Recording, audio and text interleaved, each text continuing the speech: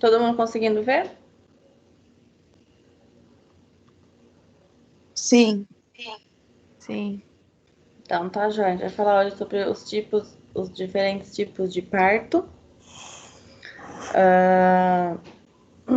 Em 1999, o Ministério publicou uma portaria aí que acabou criando os centros de parto normal. Isso pelo SUS mesmo, e tendo aí uma equipe mínima de um enfermeiro, né, um enfermeiro obstetra, um auxiliar de enfermagem, um auxiliar de serviços gerais e um motorista caso seja necessário.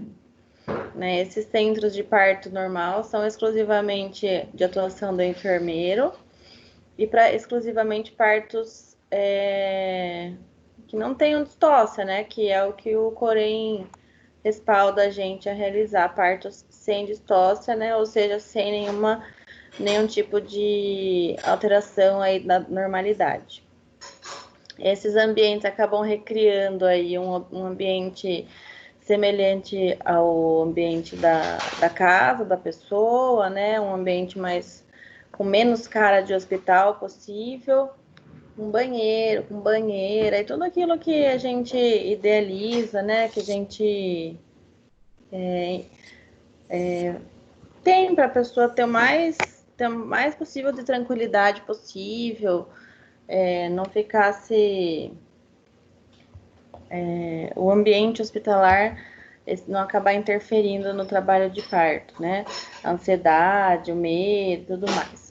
Então, tudo isso acabou favorecendo muito para o aumento da quantidade de partos no Brasil e no mundo, quando isso acabou se instituindo aí pelo Ministério, aumentando tanto a autonomia do enfermeiro, né, quanto a autonomia da própria mulher.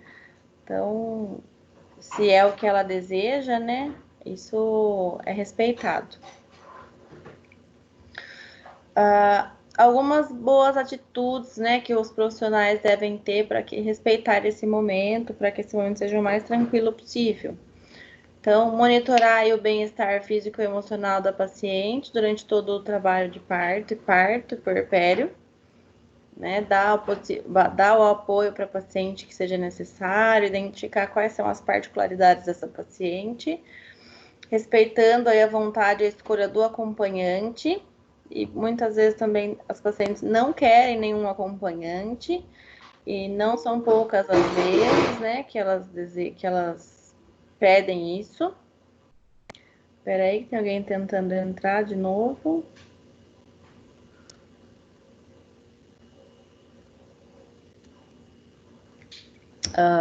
E respeitar isso, não ficar questionando, né? Permitir que a paciente caminhe, né? Assuma a posição que ela desejar. Então, se ela quiser caminhar, que caminhe. Se ela quiser ficar de cócoras, que fique, pode ficar. Se quiser ficar deitada, a gente estimula para que ela se movimente de alguma maneira, né? Isso acaba até diminuindo a percepção dolorosa. Ir pro chuveiro, ir na bola, ir no cavalinho, ir na banheira, se tiver, né? E isso acaba auxiliando no trabalho de parto. Especialmente aí no período de expulsão, porque a maioria das pacientes não sabem, né, a posição que ela pode ficar. Então, o que elas têm de histórico, o que elas têm que elas sabem, que toda pessoa sabe, é que a paciente fica deitada para parir, né? Historicamente, é essa a posição para parir. Mas se a gente não orienta que existem outras posições, que se ela se sentir confortável, ela pode ficar, ela vai assumir a posição deitada, porque é o que ela sabe, é o que ela imagina que é o certo, né? Que é o que ela deva ficar. Então, cabe a gente fazer essa orientação. Orientar técnicas de relaxamento, massagem, especialmente para o acompanhante, que possa auxiliar aí nesse período. Massagem, né, para alívio da dor. Imediatamente depois do parto, permitir que o bebê fique com a mãe, estimular o início precoce da amamentação. Então, esse vínculo é muito mais fácil quando existe esse contato precoce aí entre bebê e a mãe. E acaba que, como eu já comentei com vocês, aquelas medidas antropométricas, todas podem ser postergadas, não vai atrapalhar em nada esse primeiro contato da mãe, do bebê com a mãe. E monitorar aí a evolução do trabalho de parto, né, a função do enfermeiro, oferecer alojamento conjunto, maternidade e berçário não existe mais, né, aquele modelo que antigamente tinha, que a mãe ficava no quarto, o bebê ficava, né, numa salinha, né, com vidro, que as pessoas passavam a ver, isso não, graças a Deus, não existe mais. Orientar a prática da amamentação o quanto antes, né? A maioria das pacientes falam que o problema maior de toda essa fase nem é a gestação, nem é o parto em si, é a amamentação em que elas encontram bastante dificuldade. Então, nós temos essa capacidade aí para auxiliar nesse momento, né? Auxiliar com orientações, informações, avaliar a pega, avaliar tudo se está correndo de acordo ou se tem algo que possa ser melhorado. Em relação aos direitos da paciente, ela tem aí o direito de permanecer acompanhada, né, com quem ela quer que esteja com ela durante o trabalho de parto e parto. Conhecer os profissionais e ser informada a todo tempo em relação aos procedimentos que estão sendo realizados. Isso garante com que ela fique mais tranquila, mais calma, saiba o que está acontecendo com ela durante esse momento, que já é um momento de ansiedade e ainda as pessoas não se apresentam, não informam os procedimentos, então isso tem que ser uma rotina, né? Entrar no quarto, se apresentar e, olha, pedir autorização para a realização dos procedimentos e informar quais são os procedimentos e qual é que é a necessidade e a importância deles. É receber líquido e alimento durante o trabalho de parto, não há necessidade de ficar em jejum durante o trabalho de parto, né? Isso é uma conduta muito ultrapassada, não tem necessidade nenhuma. Caminhar e receber massagem. Opa, saiu aqui? Só um minutinho, gente.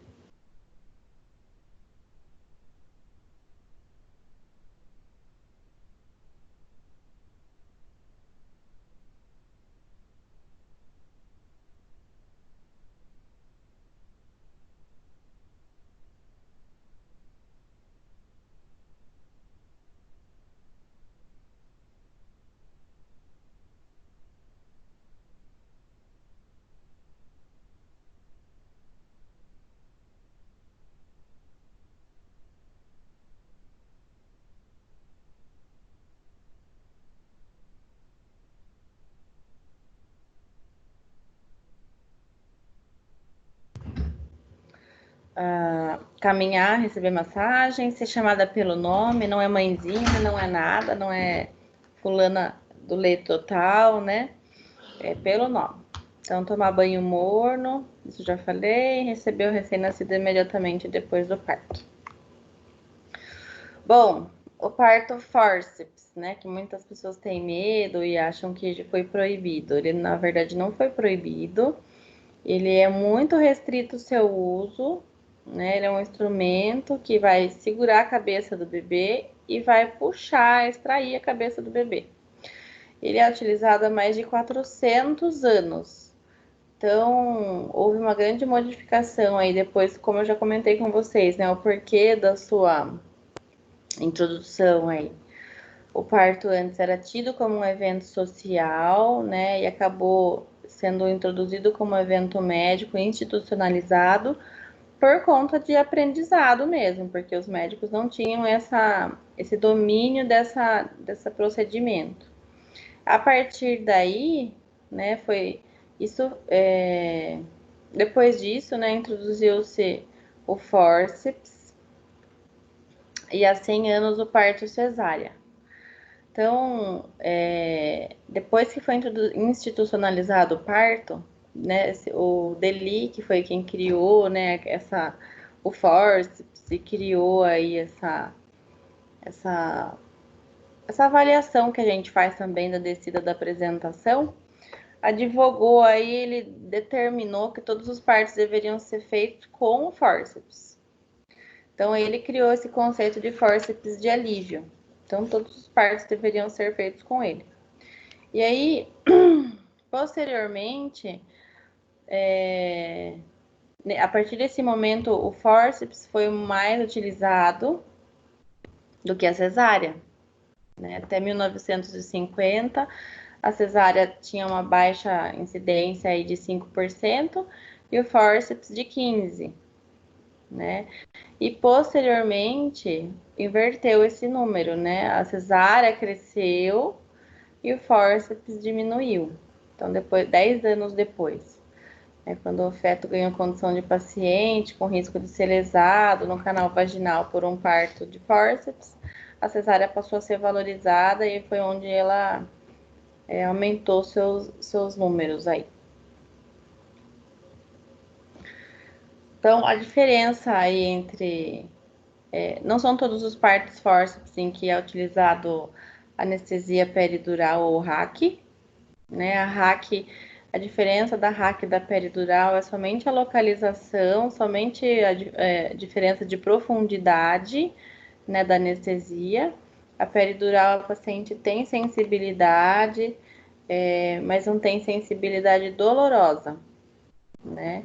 E a RAC, ela é mais profunda, então ela tira essa percepção dolorosa da paciente. Mas não é em todos os casos que acaba dando tempo, deveria ser, né? Porque o forceps é um instrumento grande, causa dor, principalmente se mal locado, mas algumas vezes é utilizado somente anestesia local mesmo e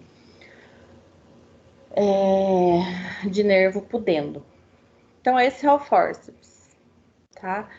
Ele é dividido, tá? Ele vem em duas partes. Uma colher, são 2 colheres, e a segunda colher. Essa colher, ela tem uma articulação em que ela vai se encaixar, né? E aí o cabo que o médico vai segurar para fazer essa tração. Ele é utilizado para preensão da cabeça, tração, em alguns casos, rotação. Então, tem alguns tipos de forceps, né? O Killand, que ele é um pouquinho menor, é usado para rodar o bebê. O Simpson, que é para tração e extração, que ele é maiorzinho. E o Piper, que é usado para cabeça derradeira, ele é mais reto, né? Como vocês podem ver aqui. Cabeça derradeira é quando o parto é pélvico e o corpo sai, a paciente naquela posição tradicional, né? Litotômica. O corpo do bebê sai e a cabeça não sai. Às vezes, por qualquer motivo, né? O médico não consegue fazer a manobra, ou faz a manobra e não sai, e acaba usando o forceps para tirar. Lembrando que a posição de 4 apoios é infinitamente melhor para partos pélvicos, especialmente. Essa daqui não tem o que falar. Bom, o forceps, né? Essas duas pontas das colheres, elas nunca vão se encontrar. Né? Elas nunca vão tocar uma a outra. Então, isso a gente tem que deixar, é feito justamente para deixar a cabeça do bebê livre, né? Não fazer nenhum tipo de pressão maior na cabeça do bebê. As colheres são, né, elas são largas, né, que também diminui a pressão, né, na cabeça do bebê, aqui com relação à largura.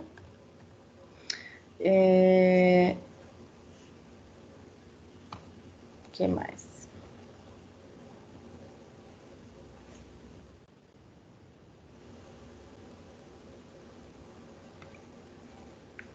É isso, vamos ver o que mais aqui. essa seria a maneira que é feita a pega com o fórceps, né? Algumas pessoas têm uma outra ideia do que seria o fórceps antes de realmente ver, né, como é que ele acontece. Então, ele tem que ser colocado de maneira que não vá machucar. Inclusive tomando cuidado, né, com a orelha do bebê, com os olhos, porque dependendo da maneira que colocar, se o médico colocar sem saber onde é que tá as suturas, que isso, lembra que eu falei para vocês, né, é feito no toque vaginal. Se ele não souber se ter essa noção, se basear por isso, ele vai colocar o fórceps em qualquer lugar. Isso pode cegar o bebê, pode lesionar, machucar e trazer uma repercussão muito maior. Então, a maneira que é feita, né, a atração é respeitada aí a anatomia da paciente. Então, nunca é feita uma atração numa linha reta. Então, a atração é sempre feita no sentido para baixo e para trás, né? Para respeitar a curvatura aí da pubis da mulher. E é o que o bebê faria, essa movimentação de qualquer maneira, né? Se for para rodar, roda, se for para tracionar, traciona. Então, às vezes a mãe não tem mais não consegue fazer força. E olha, eu vou falar bem a verdade para vocês. Eu vi fórceps acontecendo pouquíssimas vezes na minha vida. Ele é completamente desnecessário e na maioria das vezes ele é utilizado porque foi levado muito cedo para a sala, para a mesa, né? Que alguns lugares tem ainda. E aí acaba sendo feita essa intervenção de alguma maneira. Tem na literatura que é feito fórceps quando a mãe não tem mais força, quando o bebê não roda, né? Mas o bebê acaba nascendo de uma maneira ou de outra, né? Então, tem algumas coisas contraditórias na literatura, mais ultrapassada.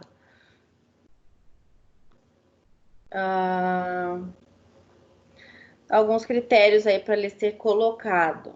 O colo tem que estar completamente dilatado, tá? Não pode ter nenhum resquício de colo, porque pode, se o médico for colocar esse fórceps, pode pegar colo, né? Ao invés de pegar a cabeça do bebê e acabar tracionando a cabeça do bebê junto com o colo e acabar gerando uma lesão muito grande, né?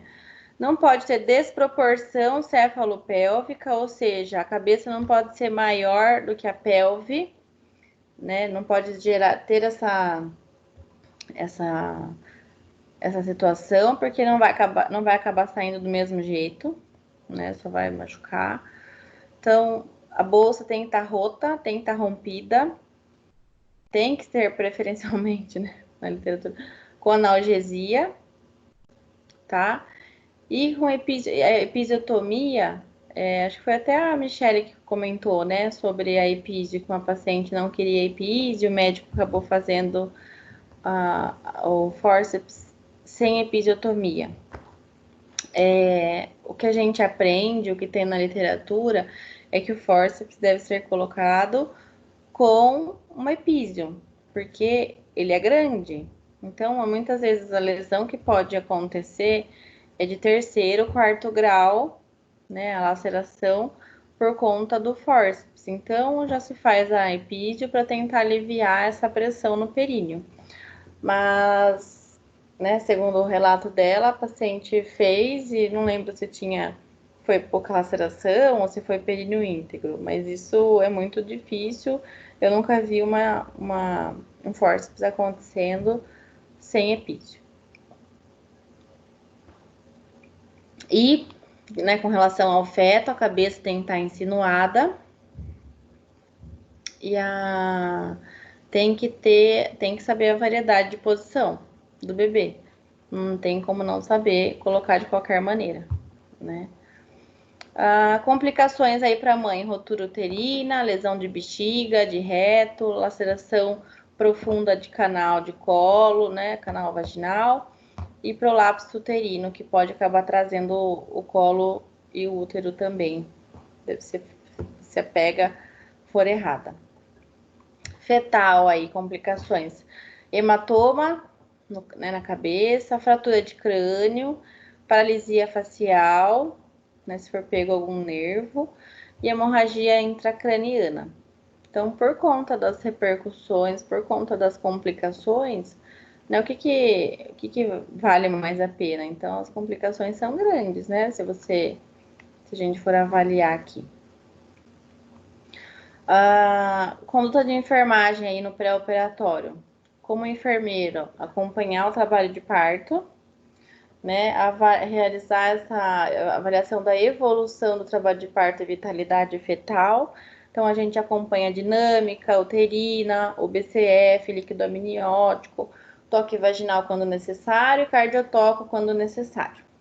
Observar, reconhecer os sinais e sintomas de complicações de maneira geral e se antecipar com relação a isso. Identificar a distócia e comunicar ao médico. Identificar a distócia e tomar providências até que a parturiente receba assistência médica. Então, aí a gente entra numa ética, né? Numa sinuca, numa conduta meio que difícil de se localizar aqui. O enfermeiro pode fazer um parto sem distócia. Porém, se tiver distócia, eu tenho que saber o que fazer até o médico chegar. Então, o porém não me respalda que eu faça partos com distócia de maneira aleatória, assim, de maneira frequente. Porém, eu tenho que saber o que fazer, né, a conduta a ser tomada até que o médico chegue e assuma esse parto, né? Então, parto com distócia de ombro, já não é conduta do enfermeiro, do obstetra. Mas eu tenho que saber todos os passos, porque se não tiver médico lá, pode acontecer, né? Eu tenho que saber o que fazer, até que alguém chegue. Então, se eu estiver num CPN, lá num centro de parto normal, não tem médico, e acontecer uma distócia de ombro, eu tenho que saber o que fazer, né? Até que o médico chegue. Enfim. No pós-operatório, então, dependendo aí do protocolo da instituição, funcionar uma veia, no pré-operatório, desculpa, funcionar uma veia, não é protocolo nosso, por exemplo,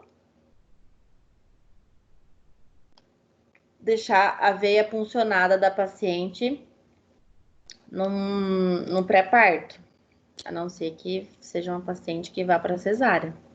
Mas deixar uma veia pega só por deixar uma veia pega não é uma conduta correta. Não é nem nosso protocolo e em alguns protocolos também não.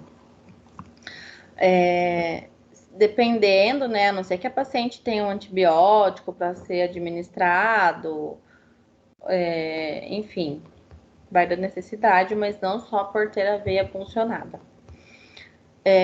Sempre orientar a paciente, né? Estar atento à prescrição médica, orientar a paciente cada etapa do trabalho de parto de maneira clara, né? De maneira simples, para que ela entenda. Manter a paciente sempre limpa.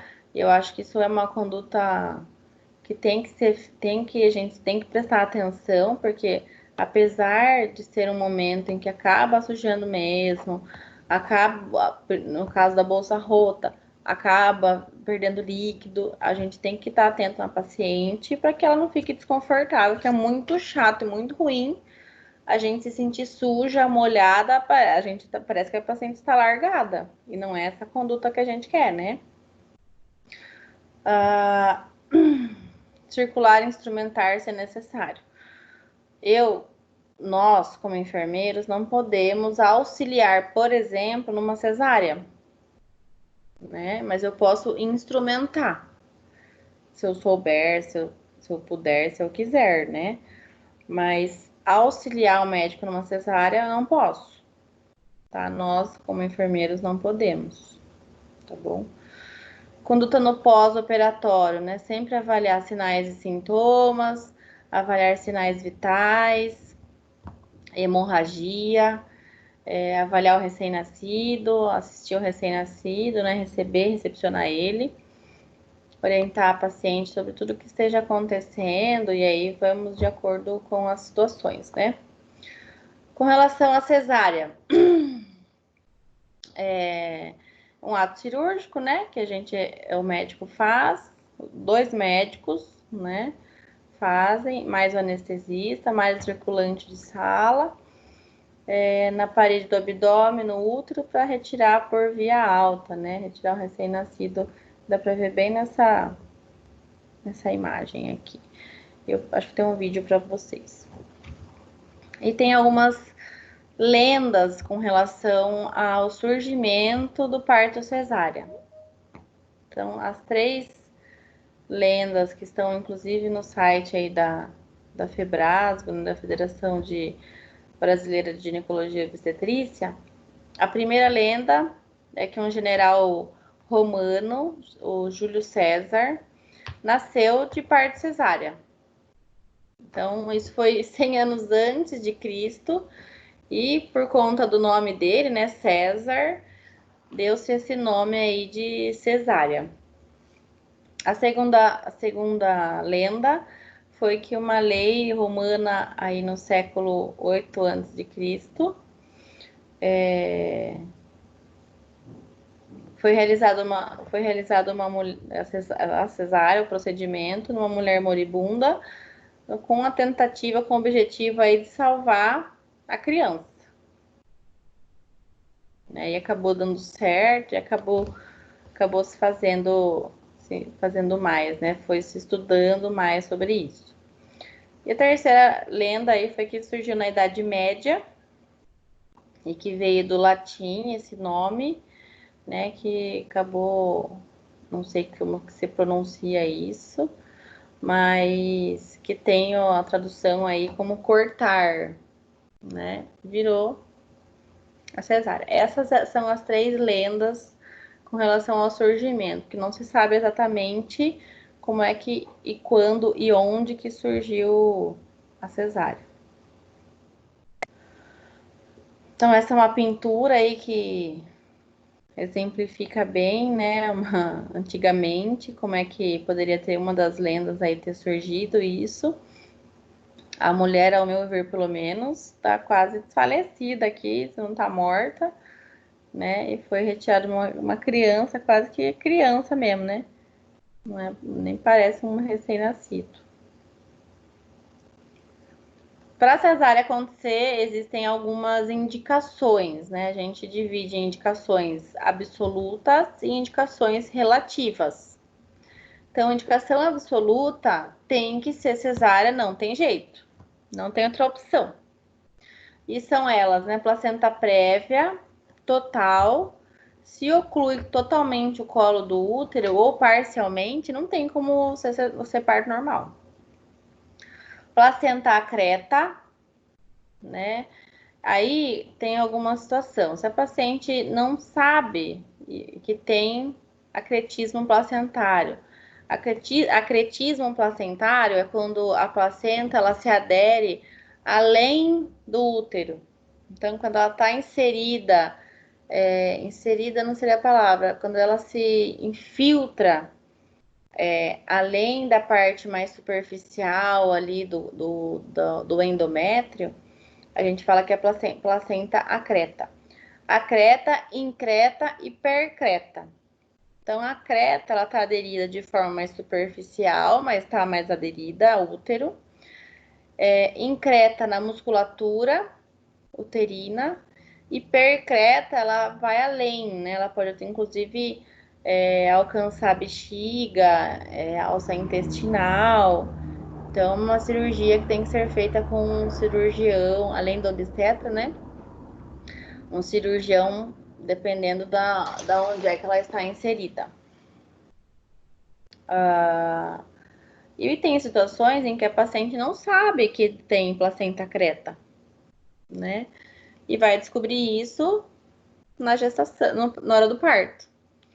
Então, acaba nascendo, né? E aí, depois, raça a cirurgia.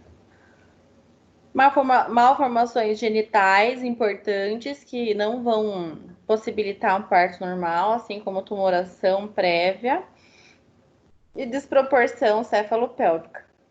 Aí não tem como passar um feto por aquela pelve. Indicação relativa. Aí a gente vê também com relação à mãe. Algumas cardiopatias, né, impedem o parto normal, o esforço por conta do parto. Dilatação da aorta, doença coronariana instável. Pneumopatias, hipertensão pulmonar grave, porque o parto normal exige um esforço da paciente, né? E aí a gente não quer prejudicar a paciente e aí acaba sendo uma indicação relativa. Então isso tem que ser avaliado. Condições relativas à elevação da pressão intracraniana, descolamento prematuro da placenta com feto vivo, placenta prévia baixa ou marginal. Com relação ao feto, né, indicação sofrimento fetal importante, prolapso de cordão, né, não tem como reinserir o cordão, isso é arriscado. Apresentação pélvica, vejam bem que é uma indicação relativa, não é uma indicação absoluta. Macrosomia, né, e também é relativa. Herpes genital ativo também é relativo. Mas a gente fala da cesárea, a cesárea é ruim, a gente tem que ser parto normal, né? A gente valoriza bastante o parto normal, realmente. Porém, a cesárea, ela não é ruim, né? Ela é ruim quando ela é mal indicada. Então, ela salva muita paciente, salva muito recém-nascido, muito feto, muito bebê, mas tem que ser bem indicada. Então, não é para ser feita para todo mundo, né? O parto diferente do parto normal. Existem algumas complicações, lógico, né? Quanto maior a intervenção, maiores os riscos associados. Então, infecção é bem importante. Hemorragia, né? Porque a paciente perde naturalmente muito mais sangue num parto cesárea do que num parto normal. O risco de hemorragia é maior. Risco de lesão de bexiga e intestino, né? Eu já presenciei paciente com lesão de intestino, lesão de bexiga, em médico em internato, né? Residente, fazendo parte cessárea. Além dos riscos posteriores, né? Então, isso seria num momento imediato aí do parto. Agora, imagina o que vocês conseguem, se tem aí alguém acordado ainda, vocês conseguem me dizer algum risco que ela possa desenvolver posteriormente, algum problema que ela possa desenvolver posteriormente à cesárea?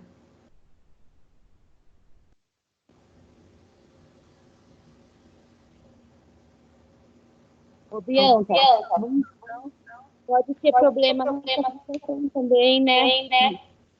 Dentro para Não entendi. fora. Não entendi. Repete. Na cicatrização da cirurgia de dentro para fora, não pode ter problema?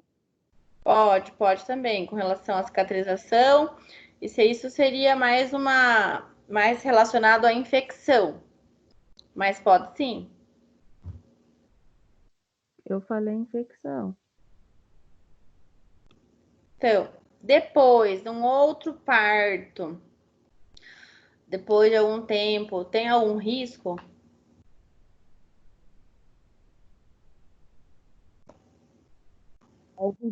Aderência, não pode ter aderência na hora na cicatriz, depois na hora do outro parto para fazer o corte, tudo fica mais complicado? Não tem nada. Isso, aí entra com relação ao acretismo. acretismo placentário, né? Que é o que eu estava falando um pouquinho antes. Isso aí. Nossa, que nome! Acretismo placentário? É porque eu sei que Acretismo placentário. Cadê aqui? Aqui, placenta acreta. Aí a gente fala que é o acretismo placentário. Feio o nome. é um nome bonito pra gente decorar mais fácil. Quê? Tem que dar uns nomes bonitos pra gente decorar mais fácil. É verdade. É mais difícil de decorar ainda, né? Conduta aí de enfermagem. Então, num parto cesárea, eu vou ter que ter um acesso venoso calibroso. Essa paciente vai ter que ser sondada. E aí vai depender do protocolo, vai depender do médico, do anestesista, em que momento que vai ser feita essa sondagem. Antes ou depois da anestesia. Então, vou posicionar a paciente na posição de Buda ou lateral na mesa cirúrgica, né, para ser feita a anestesia RAC. Vou fazer a antisepsia aí da região com PVPI, não se usa mais PVPI, né? Com clorexidina alcoólica,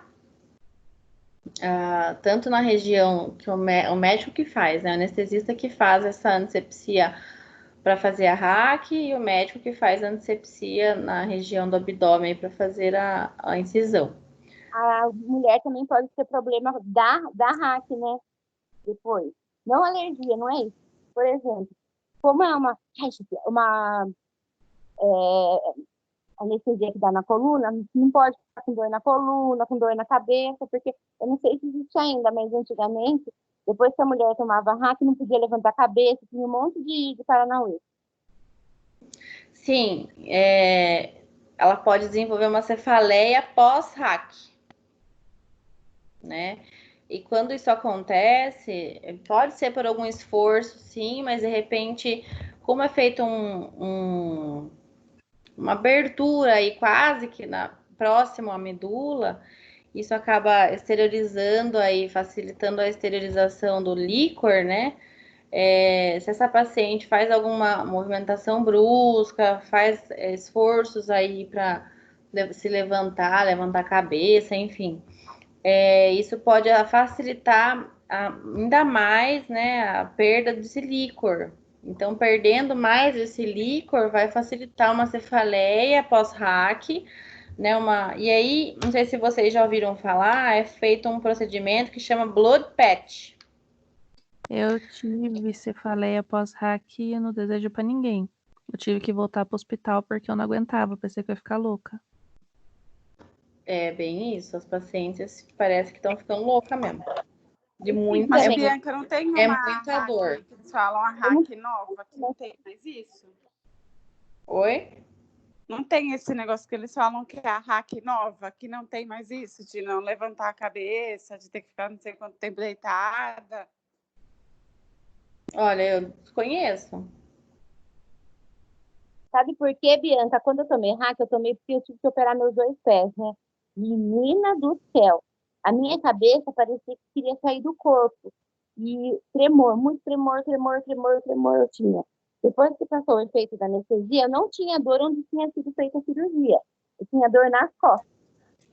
No meu caso, foi porque eu tive que tomar 3 RACs, porque a primeira não pegou, a segunda eu mexi só na terceira. A minha costa ficou uns 15 dias doendo. Não era uma dorzinha, era uma dorzona. Nossa. É, mas isso também me mantém sozinha, porque eu tinha acho que 12 anos, agora eu tenho 43, faz tempo. Pode ser que Entendi. já aconteceu muita coisa, né? Então, as dores de cabeça ainda As são duas menos cesáreas, frequentes, mas ainda vejo acontecer, né? Dor nas costas eu não vejo acontecer com frequência.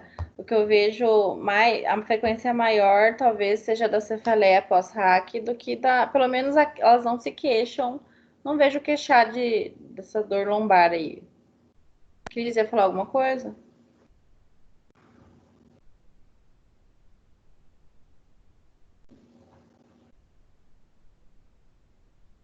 Alguém ia falar alguma coisa? Cris, Oi, Bianca. você ia falar algo? Né? Então, porque quando eu tive a minha última cesárea, a minha mãe ficava, não pode levantar, não pode fazer isso, aquilo, e o médico falou, não, essa hack não tem mais isso de dar dor de cabeça igual antes, que não podia se mexer na cama. E aí o meu foi normal, não tive nada de dor de cabeça. Por isso que eu achei que existia mesmo essa hack que eles falam e que não tem esse problema de dar dor de cabeça. Talvez a profundidade, há bastante tempo atrás, era outra, né? Era um pouco mais profundo e talvez por isso que a possibilidade de cefaleia era maior. Mas ainda tem, tanto que as pacientes, é protocolo das instituições, que a paciente fique deitada, ela pode se movimentar, né?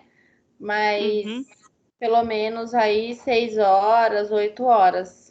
Tem instituição que ainda são 12 horas. Entendi. Obrigada. E imagina, esse procedimento é como se fosse um tampão, né? Para que a paciente, um tampão de sangue aí na região da peridural mesmo, para que não, para que melhore essa cefaleia.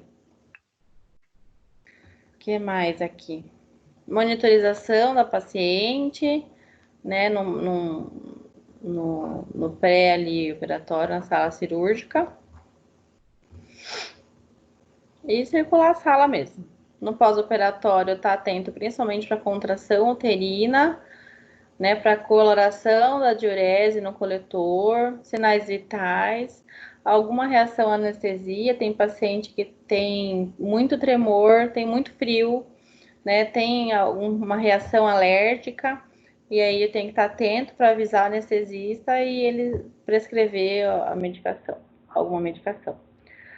Possibilitar o aleitamento na primeira hora de vida, isso é uma questão de qualidade de assistência, né? O aleitamento na primeira hora de vida, o acesso venoso, pérvio aí, correndo ocitocina e a medicação que for prescrita, e orientar a paciente. Pode ser que nesse momento a paciente tenha náusea, vomite, então o auxiliar, o técnico, tem que auxiliar nesse momento aí também.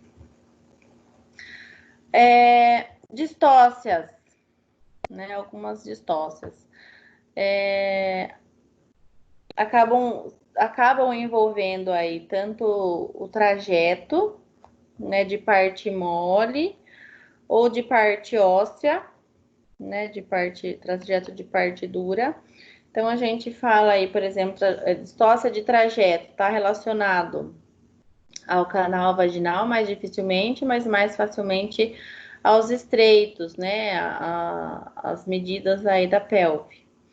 Distócia do objeto seria alguma distócia relacionada ao feto em si, posicionamento, descida, enfim. E distócia de motor. Então, distócia funcional está relacionado à contratilidade uterina. Então, não produz modificação no colo, não produz descida da apresentação. Então, isso a gente consegue corrigir mais facilmente. Distócia de objeto, ele pode ser uma apresentação pélvica, por exemplo, e ali a gente tem o franco, né? Pélvico franco, completo e incompleto. Pélvico franco, as duas pernas estão estendidas à frente do bebê. Completo, as duas pernas estão fletidas. E incompleto, uma das perninhas está fletida. O mais comum é o pélvico franco, né? E o mais fácil de se fazer. Então, eu já passei alguns vídeos para vocês de parto pélvico, passo de novo para a gente ver. Se a gente deixar a paciente na posição tradicional, acaba tendo que se fazer muito mais manobras e é muito mais arriscado de se ficar uma cabeça derradeira do que se a gente deixar a paciente na posição, né, de 4 apoios, tá? Então, se você vê uma paciente que o bebê tá pélvico, tá saindo, já coloca né? Isso a gente só coloca a paciente na posição de 4 apoios a partir do momento que começou, né, a sair uma perninha, por exemplo. Então, antes disso, não há necessidade. Ou o bumbum ou alguma perninha do bebê. Na posição de... Vou passar um vídeo para vocês para ficar mais claro também. Nessa posição, a paciente deitada, né, a gente tem que pegar o bebê, fazer uma tração, jogar o corpo para cima da barriga da mãe. Então, para que a cabeça saia literalmente.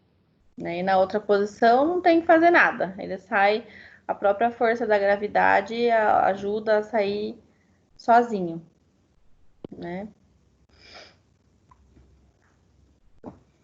Deixa eu ver se eu já consigo passar o vídeo para vocês antes de continuar, para ficar mais claro. Professora, Oi. tá aparecendo nada para mim aqui.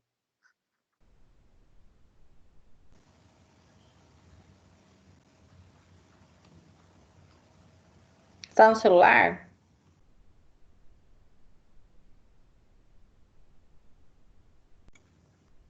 Tô no celular, professora. Será que é isso?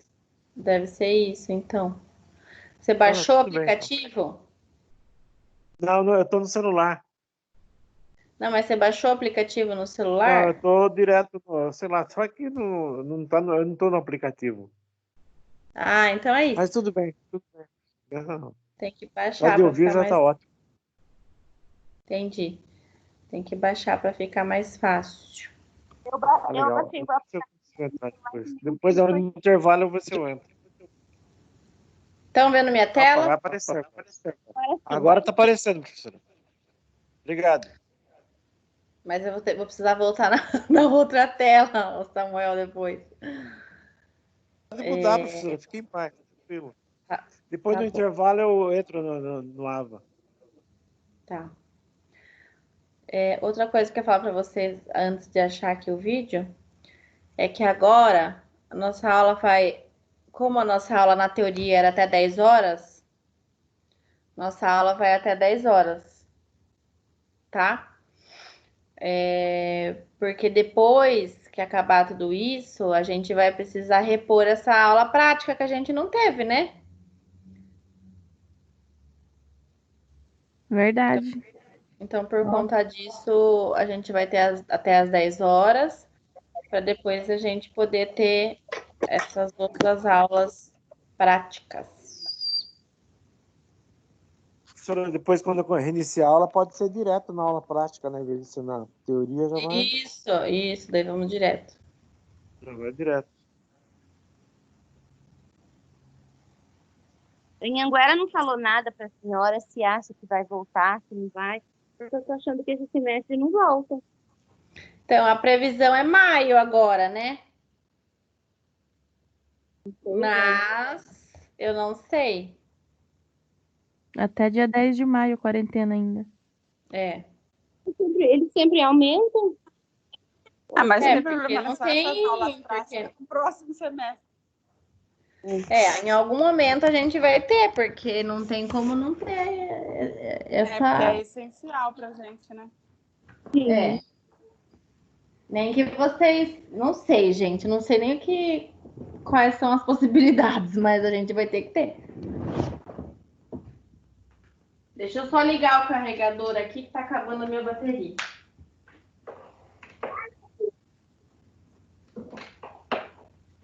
Ai, meu Deus.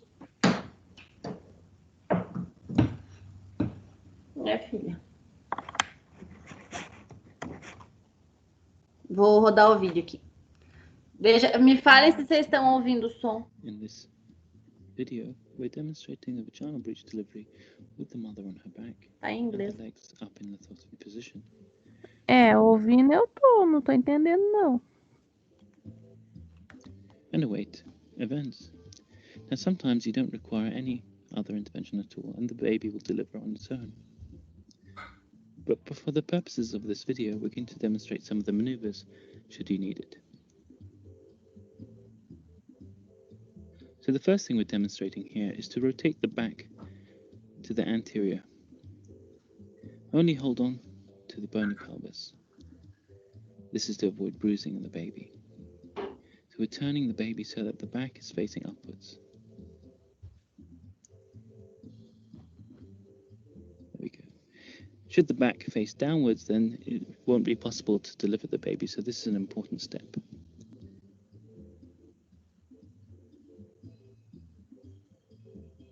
Now we're going to assist the delivery of the legs. Place your finger behind the leg and push behind the knee to lift upwards. This causes flexion in the knee.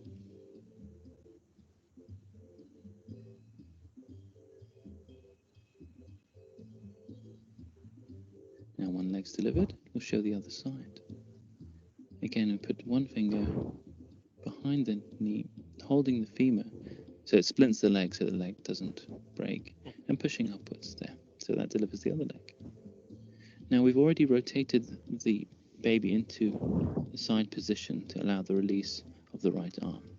And now we're sweeping our finger over the top, down into the elbow, pushing downwards to release that arm.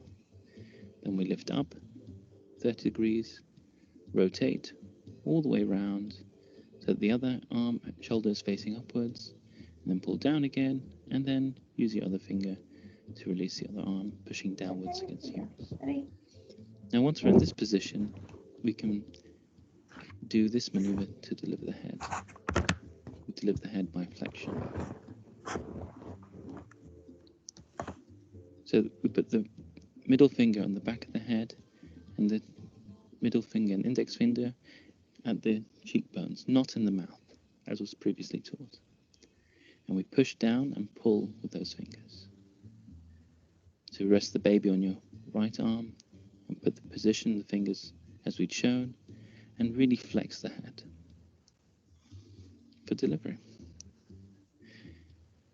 Now sometimes this doesn't work, or you may choose to use alternative technique, and the forceps is a good alternative.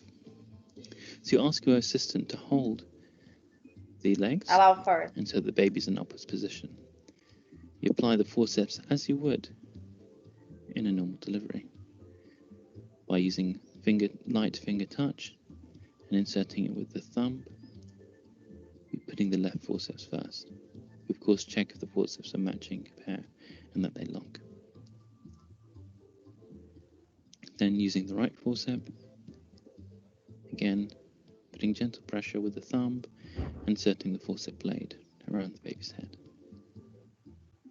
You may need to do an episiotomy.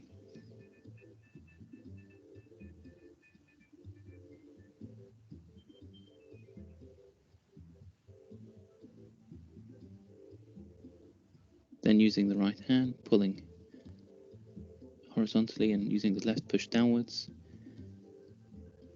you bring the baby's head up, and then you lift upwards. Try and flex the head. Support the perineum. And there we are, we deliver the baby. Well, thank you very much for watching this video. Please have a look at it. É isso.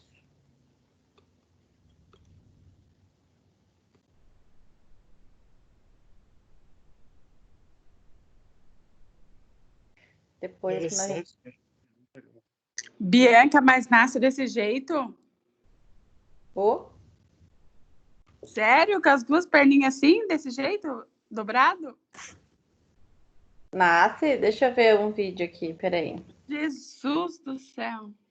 Doeu só de ver. Mas já mostrei vídeo de forceps pra vocês. Ah, mas não tava assim, desse jeito aí o nenezinho. Pélvico? Afe Maria, que dor. Peraí. Ah, eu não sei, só sei que eu fiquei com o olho tampado. Eu já assisti o parto pélvico. Ó, esse daí não tem nada disso, mas olha a posição da paciente. Agora ainda não choveu. Agora tenho mais memória. Agora Tô pausando, tá? Agora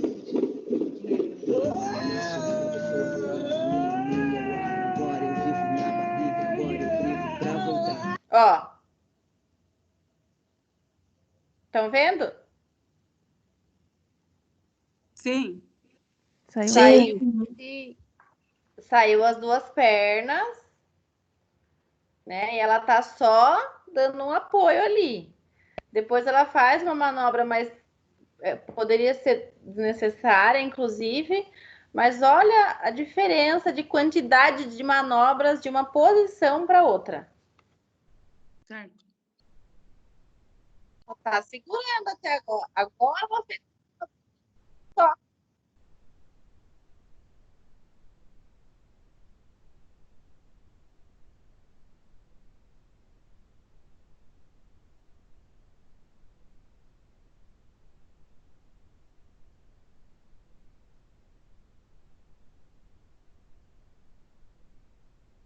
Então, é bem diferente, né?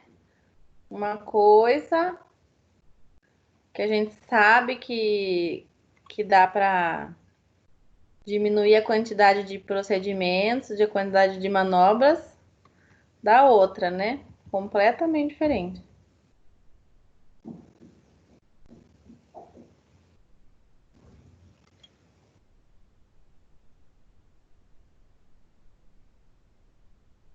Vou voltar. Tá carregando, peraí.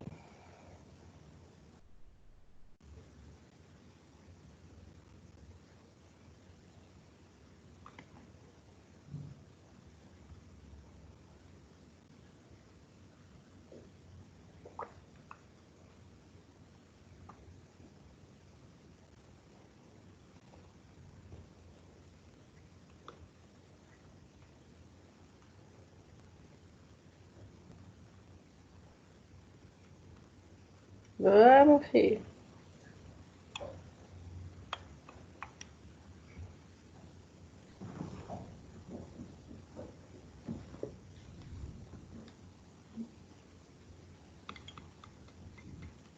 Abriu?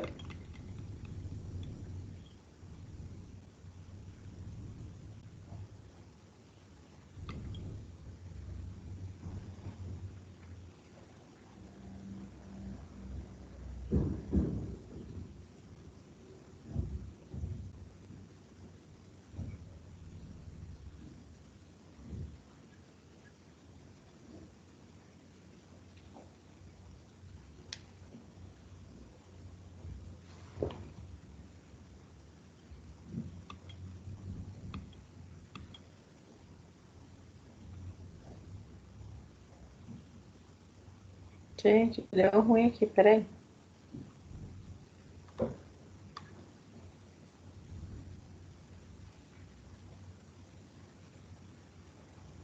Fica tranquila, professora.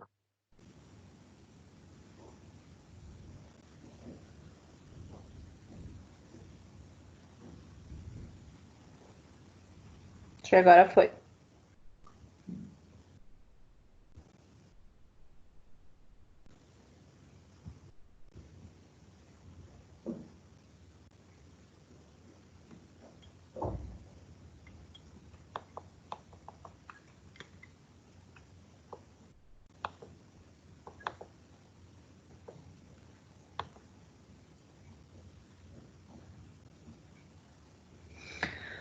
Gente, então assim, caso aquela manobra que vocês viram ela fazendo nesse vídeo que ela tava em 4 apoios, que a médica pegou, acredito que seja a médica, né?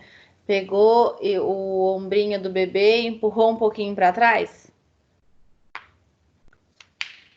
Então, essa manobra chama Frank Knot, né? É só uma pressão nos ombros no sentido para trás, né? No sentido como se eu estivesse empurrando ele para as costinhas dele, para a barriga da mãe. Então, né? Só é para ser feita se tiver demorando muito para sair a cabeça do bebê, tá? Mas ela já é o suficiente. Caso o bebê, ele sempre vai, vocês perceberam ali nesse segundo vídeo principalmente que a barriga do bebê tá voltada para a mãe, para quem tá fazendo o parto, certo? Quando acontecer, né, do bebê não adotar essa posição sozinho, né? E ficar de dorso para quem está fazendo o parto, né? Ele vai acabar virando sozinho, né? O problema que a gente fala que é distócia de ombro é se ele ficar de lado para você. Então, vai ficar de ladinho, né? Com a lateral de frente para você. Então, aí a gente gira ele 180 graus pro lado da barriga, pro lado das costas, e depois volta ele 90 graus. Então, fazer essa movimentação já faz com que ele fique na posição certa. E essa distócia de ombro quer dizer o quê? O ombro, o braço do bebê está impactado na pelve materna. E esse giro que é feito vai fazer com que ele solte e progrida o nascimento, né? Progrida o parto. Se acontecer de sair, se for pélvico, e aí for sair só, acabar não saindo uma das pernas, tiver naquele pélvico franco, com as duas pernas estendidas, né? Se tiver com a perna fletida, por exemplo, eu consigo tirar uma perna, mas a progressão de um parto pélvico é tão rápida e não há muitas vezes nem necessidade de fazer essa retirada. Mas se tiver lento demais e você quiser fazer alguma coisa, a única coisa que dá pra gente fazer aí é retirar a primeira perna para facilitar com que a outra venha também. Tá bom? Basicamente é isso. O pélvico, a atenção, né, que a gente tem que ter é essa progressão, se ele tá tendo ou não, né, você tá saindo, tá progredindo, né, o sonar, né, auscultar o BCF, a gente vai auscultar até o quadril do bebê sair, depois que o quadril do bebê sair, não se escuta mais, a gente não vai nem conseguir achar mais, né. Se for gêmeos, se forem gemelares, há possibilidade de ser parto normal, mas se o primeiro bebê tiver, por exemplo, pélvico, e o segundo bebê estiver cefálico, já não há essa possibilidade mais, né? Já dificulta, porque as cabeças lá dentro podem se cruzar de alguma maneira e aí impedir o nascimento e impedir a progressão do primeiro bebê. Oi. Bianca, eu conheço um caso que a mulher estava grávida de gêmeos. Nasceu a primeira por parto normal e a segunda cesárea. Uma loucura. Aí, Por quê? A primeira nasceu, depois de mais ou menos uns 45 minutos, nasceu a segunda. Só que nasceu a primeira e eles mandaram a mulher para o parto. Eles já sabiam que tinha mais um neném. Ela começou a ter dor de novo. Senhor Jesus! Aí nasceu a segunda por cesárea, ou seja, que nasceu por cesárea perfeitinha. Mas por que foi cesárea outro? Não sei, a mãe também não soube me explicar. Porque essa era a época que eu ia fazer estágio na Integrar, né? E aí a gente pergunta toda a história do neném. Ela falou, ó, eu estava grávida das duas, aí nasceu a primeira, um parto normal, em vez de já tirarem a outra, não, me mandaram pro quarto, eu fiquei lá, fiquei, aí comecei a ter dor, aí correram para fazer parto de emergência e fizeram por cesárea. Devia estar pélvico, com certeza. Mas isso foi no regional aqui, no regional velho, né? Devia estar pélvico, com certeza. Mas isso acontece sempre, Bianca, ou não? De ser um parto normal e o outro cesárea? Então, se tiver alguma situação, algum problema, pode acontecer sim. Como não é parto gemelar, não é tão comum, né? Eles já indicam cesárea logo de cara, a não ser que chegue nascendo, né?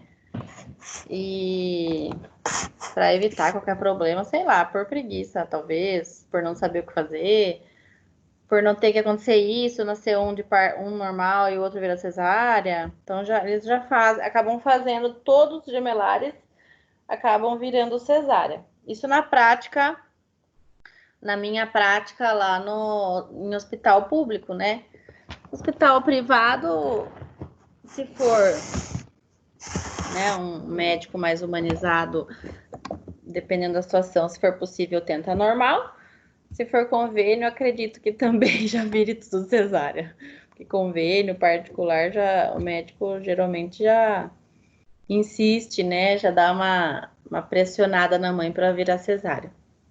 Mas veja bem, Bianca, se for normal, vamos supor, a mulher está grávida de gêmeos. Olha o risco que corre, porque eles veem, não sei se é assim que funciona, mas eles veem os dois bebês encaixados? Não, né? Só um que encaixa por vez. E daí, como que vai fazer para nascer? Nasce um, aí espera o outro encaixar para poder nascer? É normal? Espera. Mas é rápido. O parto normal da minha vizinha de gêmeos foi uma diferença de 11 minutos. E o segundo bebê estava pélvico. Aí ele virou. Virou, nasceu cefálico? Aham. Ai, que belezinha, então. Uma belezinha mesmo, muito bonitinho.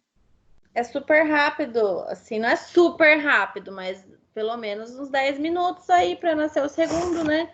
Ele precisa encaixar, precisa descer, o colo já tá dilatado, então é só encaixar e sair.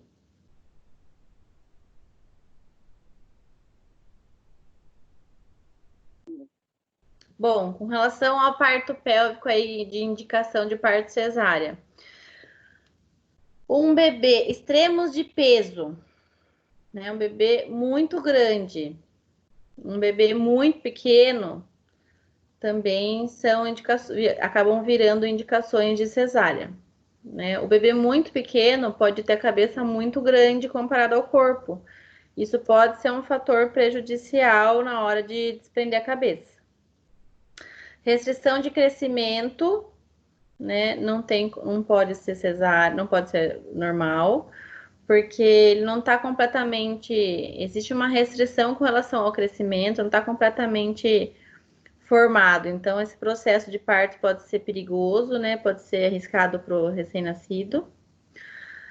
O tamanho da pelve da mãe, né? Em alguns países mais evoluídos, né? Mais evoluídos que aqui o Brasil, faz-se, além da avaliação, né, do médico com relação à pelve da mãe, o pessoal faz ressonância magnética para ver a possibilidade, né, do parto normal para essa paciente. E no paciente diabética, também acaba virando a indicação de cesárea, porque a paciente diabética pode descompensar muito fácil. Então, é um parto mais complicado, um parto mais demorado, né, talvez mais doloroso, e não é por conta da glicemia, principalmente se não estiver controlada, né, acabar atrapalhando o trabalho de parto, além de que uma paciente diabética, na maioria das vezes, produz um bebê muito grande, né? Então é o que acaba prejudicando o parto aí no parto pélvico normal. Com relação às distócias de ombro, 50% dos óbitos acontecem depois da liberação da cabeça do bebê. Isso num parto cefálico, tá bom? 0,6% acontece nos Estados Unidos, no Reino Unido. Metade deles pesam menos do que 4 quilos, então não são bebês grandes, não é por conta disso. Né? E ultrassom, quando a gente vê lá macrosomia, né, um bebê grande, não é 100% de certeza. Lá mesmo onde eu trabalho, os bebês, o peso dos bebês é algo impressionante, né? O médico que faz ultrassom lá, ele não sei o que ele faz, que ele erra em 1 quilo o peso do bebê, na maioria das vezes. Então, sempre para mais. Não sei se ele quer ajudar os médicos para que sejam todos cesárea, enfim. Mas mesmo assim, a sensibilidade para acerto é de 60%, aí com relação ao peso do bebê e ao ultrassom, né? Relacionado ao ultrassom. Complicações de uma distócia de ombro. Morbidade e mortalidade perinatal, a gente não sabia o que fazer. Hemorragia pós-parto, devido a também grandes lacerações, atonia uterina. Paralisia de plexo braquial, por força excessiva, né? Fratura de clavícula e húmero. Fratura de clavícula não é tão incomum assim como a gente pensa, é até comum, tá? Porque tem algumas condições que acabam favorecendo. A posição do bebê, em algumas vezes, o braço relacionado à pelve, né? Pode facilitar uma fratura de clavícula. E, às vezes, força excessiva da pessoa que está fazendo o parto mesmo, tá? Pode fraturar. Fator de risco aí, distócia prévia, se já teve, pode acontecer de novo, um bebê grande, IMC da paciente acima de 30, indução do parto, primeiro estágio prolongado, né, a dilatação, a fase da dilatação prolongada, parada secundária da dilatação, segundo estágio prolongado, então quando existe a expulsão, né, mais demorada, e estimulação excessiva com ocitocina. O que é essa distócia de ombro? Né? A primeira coisa que a gente identifica uma distócia de ombro é quando sai a cabeça do bebê e ela quer como que ela se quisesse voltar para a pelve. Aí a gente fala que faz cabeça de tartaruga. É como se voltasse a cabeça para a pelve e a gente não consegue progredir, não sai o ombro do bebê. Então o ombro está impactado na pelve. Então, a gente tem que, de alguma maneira, tirar essa impactação aí. Bom, primeira coisa, né? Lembrar que a gente não faz isso sozinho, não é um parto da nossa competência, não por não saber fazer, mas somente por respaldo mesmo. Então, chamar ajuda, né? Não fazer força excessiva, ficar tentando arrancar aquela cabeça a todo custo, porque vai ser prejudicial para o bebê e não vai adiantar nada. Né? Epísio muitas vezes não vai resolver o problema. Então eu chamo ajuda e tem que pensar nessas coisas. 90% dos problemas de distócia de ombro são resolvidos com essas duas primeiras manobras, né? Manobra de Mac-Roberts e a pressão suprapúbica. Mac-Roberts é essa tração das pernas que vocês estão vendo aqui, nessa imagem de baixo. Então, olha aqui com relação à distância da pelve, como acaba facilitando e aumentando essa distância, né? Então, isso já ajuda muito, né, a saída do bebê. Não ajudou, então faço pressão suprapúbica. Então, eu vou pegar alguém, né, algum auxiliar meu, vai pegar a mão, vai fechar os dedos, vai fazer uma pressão na região da pubis, para tentar liberar o ombro do bebê. Então, é pressionar mesmo, tá? Sem dó.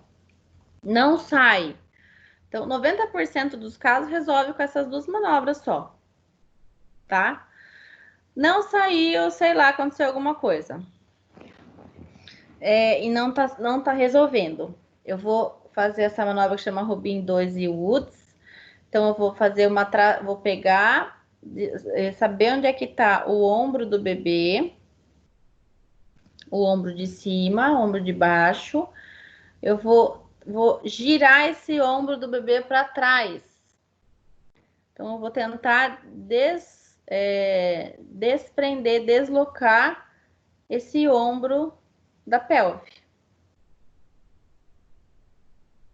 Certo? Não resolveu, fiz essa tração. Eu vou tentar tirar o ombro de baixo, né, do bebê, o que está mais próximo do ânus, né, lá para baixo. Cadê? O que mais? Não deu certo, vou pôr a paciente na posição de 4 apoios. Então, muitas vezes, se eu vejo que o bebê é um bebê grande, se eu já tô na dúvida, tô achando difícil e tal, eu já ponho a paciente, ai, desculpa, nessa posição de 4 apoios, até antes mesmo de chegar nessa, passar por todas essas etapas, tá? Não saiu. Fiz tudo isso, não saiu,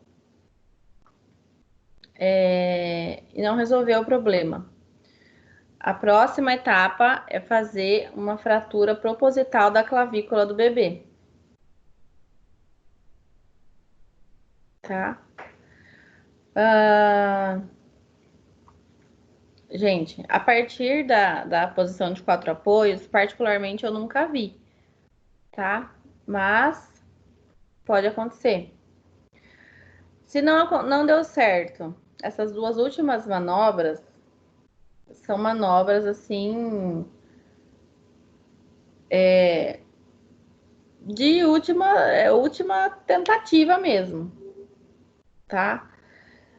Zavanelli é uma manobra em que a gente tenta colocar de novo a cabeça do bebê para dentro da pelve da mãe. E a sinfisiotomia é como se fosse uma secção da sínfise púbica. Acima da sínfise púbica, a gente tem uma cartilagem. Então, a gente faz uma incisão nessa cartilagem da pubis para aumentar o diâmetro da bacia e tentar facilitar a saída do bebê. Certo? Eu nunca vi tudo isso aí acontecendo na prática, mas na literatura são essas manobras que a gente tem caso, né, essas acima não deem certo. Mas isso acontecer, quero deixar bem claro que é muito difícil de acontecer, de ser necessário. Com relação à distócia funcional está relacionado à contratilidade uterina, ao motor. Então, se tiver hipoativo, né, uma hipoatividade uterina, eu posso estimular com ocitocina, né? Se tiver em hiperatividade, eu preciso parar, se for o caso, se tiver com ocitocina, né, e hidratar essa paciente, o que vai ajudar a facilitar, a diminuir a quantidade de contrações. Então, quando tem acima de 5 contrações em 10 minutos, 6 contrações em 10 minutos, a gente fala que é um parto que está acontecendo taquissistolia, não parto tactócito. Então, a gente hidrata essa paciente para tentar controlar essa contração, porque isso pode romper o útero, pode acabar prejudicando. Então, hipoatividade, a gente estimula com ocitocina. Distócia cervical, né? Se o colo dilata, não, o colo esvaece, né? O colo afina, mas não dilata. Então, eu posso ter, né, uma hipoplasia, alguma malformação, alguma coisa com relação ao colo mesmo, ao orifício interno do colo, ou às vezes ser por distócia de contração mesmo, não ter contração eficaz. E aí, se for isso, eu corrijo com ocitocina. Falso trabalho de parto, né? A paciente pode ter alguma infecção e gerar um trabalho de parto prematuro, na maioria das vezes, né? Isso eu corrijo com Buscopan composto, eu corrijo com o antibiótico, e aí acabo prevenindo um trabalho de parto prematuro, né? Ou alguma medicação para tentar inibir mesmo, algum inibidor de trabalho de parto. O Buscopan, nesse caso, resolve, porque não é um trabalho de parto de verdade, assim, né? É um trabalho de parto que foi induzido por algum processo inflamatório infeccioso. Se for contrações não dolorosas, são aquelas contrações de Braxton Hicks, né? Aquelas contrações de treinamento. Então, não tenho por que gerar medo nessa paciente, são contrações aleatórias que vão acabar cedendo, tá? Com relação à contração em si, lembra que eu falei para vocês que o útero, ele tem 2 marcapassos, né, próximos à implantação das trompas, e um deles é mais predominante que o outro. Então, se tem um trabalho de parto prematuro, tal, o direito é mais predominante e eu vou lateralizar a paciente do lado oposto, ou se tiver em taxistolia, para não estimular esse lado do útero que é mais predominante que o outro. Então, existe um tríplice gradiente descendente. Então, essas contrações acabam acontecendo, né, de um determinado sentido.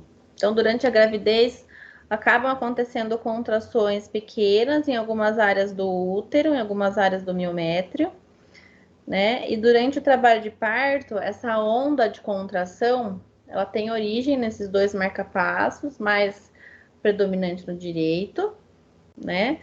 E aí essa onda de contração, ela acaba se propagando numa velocidade de 2 centímetros por segundo.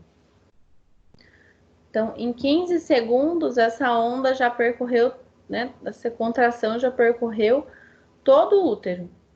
Então, a contração já aconteceu. E o sentido é descendente, né? De cima para baixo. A intensidade é maior nas partes superiores do útero, onde tem mais tecido, né? Mais tecido muscular. E aí, relaxamento do útero acaba acontecendo igual, né? Por igual, como um todo. Discinesia é a mesma coisa que distócia, mas está relacionado à força de contração uterina. Então, a gente divide em hiperatividade e tônus, né? Hiperatividade está relacionada à frequência. Taxistolia está relacionada à frequência de contração. E hipersistolia, por exemplo, está relacionado à intensidade. Então, uma intensidade de contração maior. Taxistolia e hipersistolia. Hipotonia uterina é um tônus uterino menor do que o normal.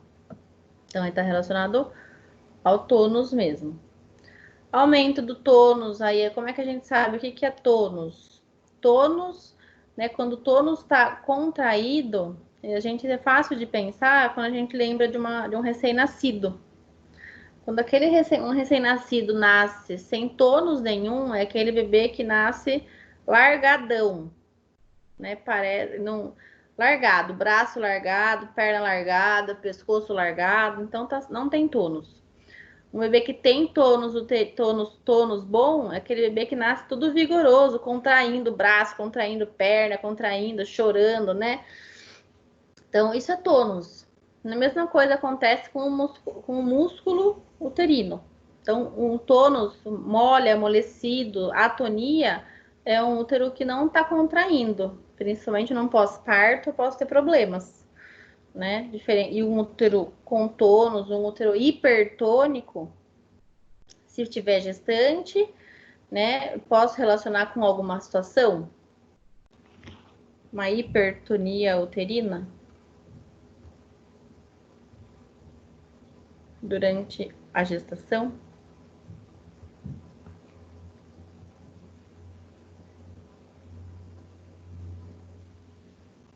Todo mundo dormindo. Tô ouvindo, professora. Já me responda. Tô de pronto. Agora eu não sei. Já tá fingindo de morto, não. Eu tô ativo aqui. Tá hipotônico aí? Eu tô tônico, eu tô super tônico. Quando ela é tônica, quando ela tá relaxada, que ela nasce toda mole, assim, professora? Então, tô perguntando com relação ao útero, por exemplo, na gestação. A paciente que tá com hipertonia uterina. A gente pode relacionar, e na mesma hora a gente lembra de descolamento prematuro da placenta. Né? Certo. É isso que eu tô querendo dizer. Um tônus durante o trabalho de parto hipotônico, a paciente não tá com contrações eficientes, né? A gente vai relacionando uma coisa com a outra. Aqui, por exemplo, algumas situações. Hipertonia por taquissistolia. Então, tem aumento das contrações, o que acaba acontecendo aumento do tônus uterino. E ele não tem tempo para relaxar, né? Acima de 5 contrações por minuto, né? Esse tônus, o útero não tem tempo para relaxar. Então, ele contrai, a hora que ele começa a relaxar, não terminou seu relaxamento, já chega outra contração, né? Taquissistolia. Hipertonia autêntica ou essencial está relacionado ao descolamento prematuro da placenta, né? Ou ao uso excessivo de ocitocina, né? Hipertonia por incoordenação. Então, às vezes, é tudo isso que está escrito.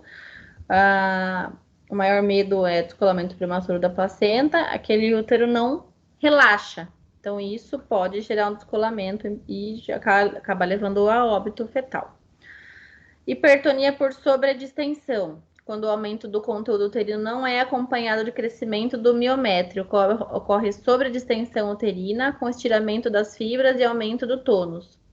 Então, é um exemplo o polidrâmio, é um exemplo, é uma gestação gemelar, né? O tônus uterino não acompanha, né? O aumento das fibras uterinas é tão grande, existe um estiramento dessas fibras, o que acaba gerando uma impressão de tônus aumentado, né? Porque tá como se fosse aquele útero tá super distendido, né? Não acompanhou aí o aumento com o aumento da gestação. Polidrâmio e o aumento do líquido amniótico, tá? Em coordenação uterina, quando o útero ele não se contrai de forma sincronizada por um todo. Então, você percebe que parte do útero está contraída, a outra parte está amolecida. Isso a gente percebe bastante quando o bebê, mais para o final, lá do terceiro trimestre, ele mexe. E aí você percebe que onde ele mexeu, contraiu, e o resto não mexeu, né? O resto não contraiu. Então, pode estar relacionado a isso, ou a uma incoordenação do trabalho de parto mesmo, e eu vou precisar corrigir, né? Talvez com ocitocina.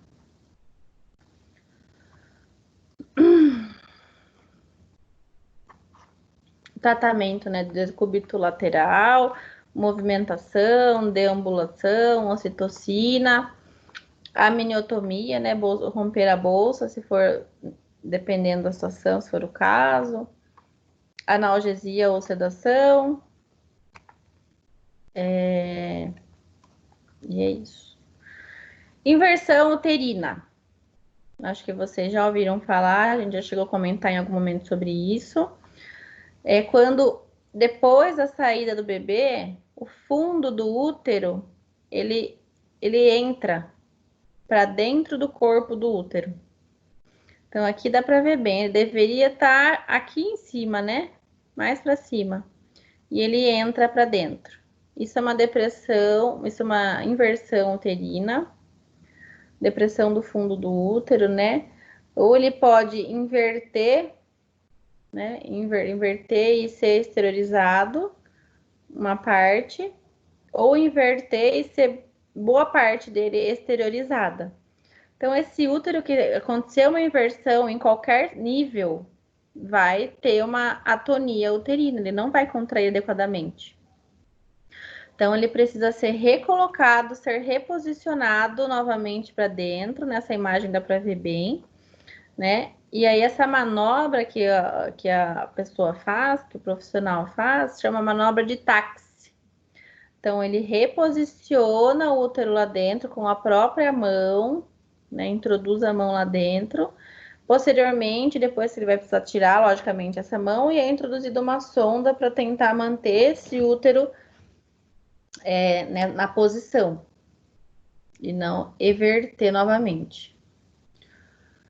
E aí atentar para o sangramento que essa paciente pode ter, porque esse útero amolecido tende a fazer isso, quando o útero tem bom tônus, o útero contrai adequadamente, ele não tende a inverter. Isso daqui chama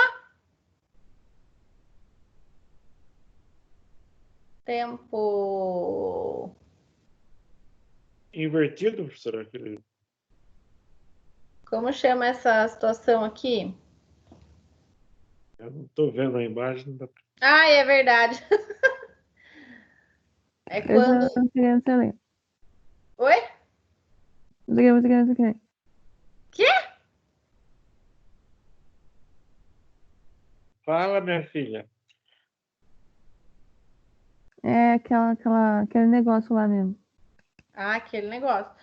É quando. É placenta pélvica? Não. Isso daqui, eu vou falar uma palavra e vocês vão saber o que que é. Isso daqui que vocês estão vendo é um cordão umbilical. É prolapso. Prolapso de cordão. Então, quando o cordão vem antes da cabeça do bebê, né? A cabeça ou pelve, seja o que for.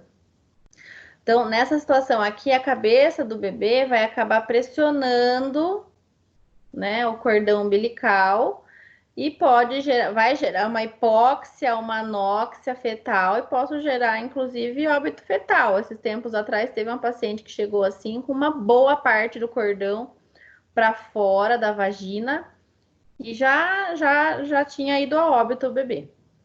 Mas daí o que tem que fazer?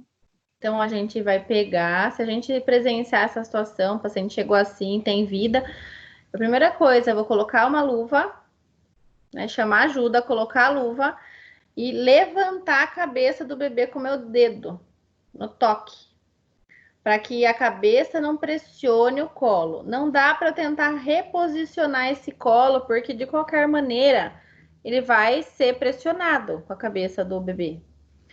Então, essa paciente vai para cesárea e você vai ficar segurando essa cabeça até que ela seja retirada, né, pela cesárea, para que não aconteça essa pressão do cordão. Já aconteceu isso comigo. Fui até o centro cirúrgico, fiquei de joelho esperando o bebê ser retirado, mas deu tudo certo, né? Então, quando que é a possibilidade disso acontecer? Sempre é quando a bolsa rompe e o bebê não está encaixado. Se o cordão é muito grande, dependendo da posição que o cordão está no momento que a bolsa rompe, o cordão pode vir antes do que a cabeça. Então, isso pode acontecer sozinho, né, naturalmente, né, o que é muito mais difícil de acontecer, ou pode acontecer quando eu rompo a bolsa, né, no momento em que o bebê está muito alto. Então, eu posso favorecer esse processo, tá? Então, basicamente é isso, né? Se eu estiver no SAMU e eu fui na casa da paciente e estava acontecendo isso, então eu vou lateralizar a paciente, levar a apresentação, né? Fazer isso, colocar a luva, levar a apresentação. Posso, inclusive, outras duas coisas, né? Porque vai demorar um tempo para chegar no hospital. Então, posso favorecer a oxigenação fetal, oferecendo oxigênio para a paciente com máscara de oxigênio. E esse cordão que vai ficar esterilizado vai ficar, de certa maneira, exposto, né? Então, eu posso pegar uma gaze, embeber com soro fisiológico e colocar sobre o cordão que estiver esterilizado. Tá? Para manter esse cordão úmido, né? E protegido. E é isso. Lateralizar, né? Levar a apresentação, oxigênio e proteger o cordão. E levar a paciente para o hospital. Então, essas são os acretismos placentários que eu comentei com vocês, né? A placenta acreta, increta e percreta. é a aderência aí placentária. Tá? Tem que ser, quando a gente descobre, né, previamente, acaba virando cesárea, porque essa placenta vai dectar normalmente? Não, né? Não vai dectar normalmente, vai precisar ser feito uma cirurgia acompanhada de quem for necessário, do cirurgião que for necessário para retirar essa placenta. E muitas vezes só dá para saber até onde ela está aderida só na cirurgia mesmo. Então, por isso que é importante a presença de um outro cirurgião geral nesse momento aí. Se for o geral ou se for urologia, o uro, né? Alguém para acompanhar essa cesárea. Com relação à rotura uterina, é uma situação de emergência, né? É mais fácil, mas é um fator de risco para que aconteça se a paciente já tem uma cicatriz uterina prévia, seja por cesárea ou qualquer outra cirurgia. Então, acaba sendo um fator que facilita, né? Um fator de risco. Tá? Uma coisa que a gente consegue observar é esse anel de Badel, né? Que essa barriga não fica... A barriga não fica arredondada, ela forma como se fosse um anel na região central, então, do abdômen. Então, isso é um sinal de rotura uterina. Quando a rotura uterina realmente aconteceu, né, o que eu vou identificar como quadro da paciente? Não vou identificar, né, ou vou identificar deterioração do batimento cardiofetal, né, a dor da paciente é muito intensa, existe sangramento vaginal, não vai ter mais contração porque o tecido uterino se cedeu aí. No toque vaginal, se existia apresentação mais baixa, eu vou ter uma elevação da apresentação, partes fetais palpáveis facilmente no abdômen, e além disso, sinal de choque, né? Hipotensão materna, taquicardia para tentar compensar. Então, é uma cesárea de emergência. Então, tem que correr mesmo. Acho que é isso com relação à rotura. Embolia do líquido amniótico, né? Gente, existem outras situações que possa acontecer rotura uterina? Além desse fator de risco, né, que é uma cicatriz anterior?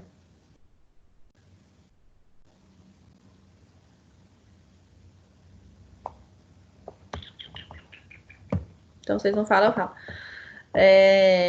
Estimulação excessiva com ocitocina, né, taquissistolia, pode gerar uma rotura uterina. Aquela manobra, inclusive, de versão cefálica externa pode gerar uma rotura uterina, é um fator de risco. Fórceps também pode gerar uma rotura. E acho que é isso. Embolia do líquido amniótico é raro de acontecer, mas quando acontece pode ser fatal, né? Quando acontece a entrada do líquido amniótico na circulação materna. Então, o quadro que acontece é basicamente um quadro de choque, né? E aí, como se fosse num adulto, né? Dispneia súbita da paciente, cianose, edema pulmonar, OIAP, e aí hipotensão, né? Taquicardia, esses sinais que a gente vai encontrar na paciente. E a conduta é sempre a mesma: oxigenoterapia, providenciar carrinho de emergência, carrinho próximo à paciente, ventilação assistida, transfusão se for o caso, né? Cateterismo venoso. Quem que tá tentando entrar aqui?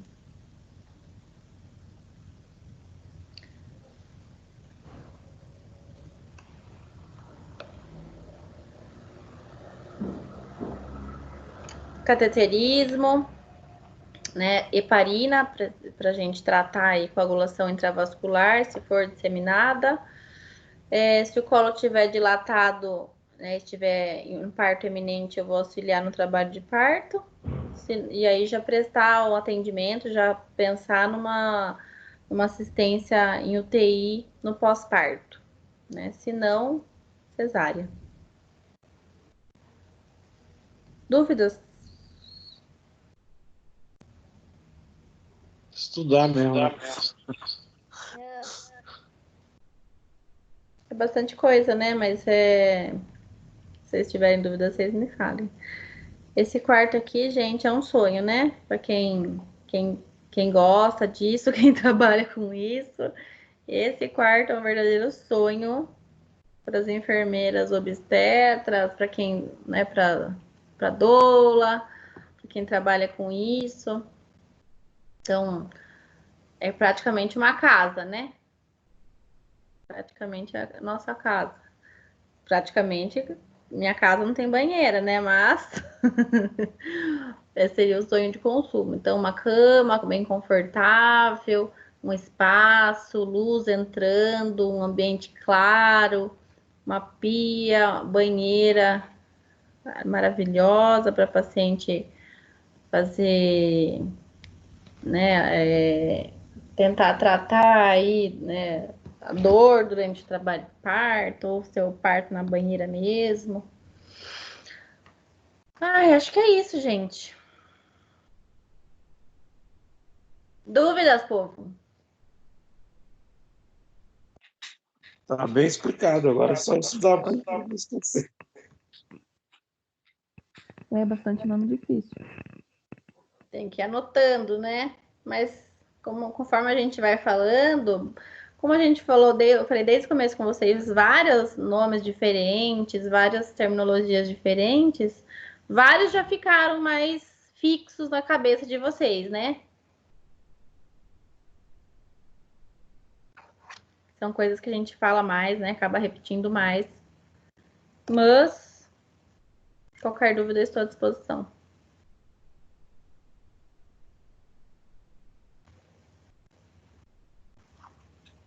Ótimo, professora.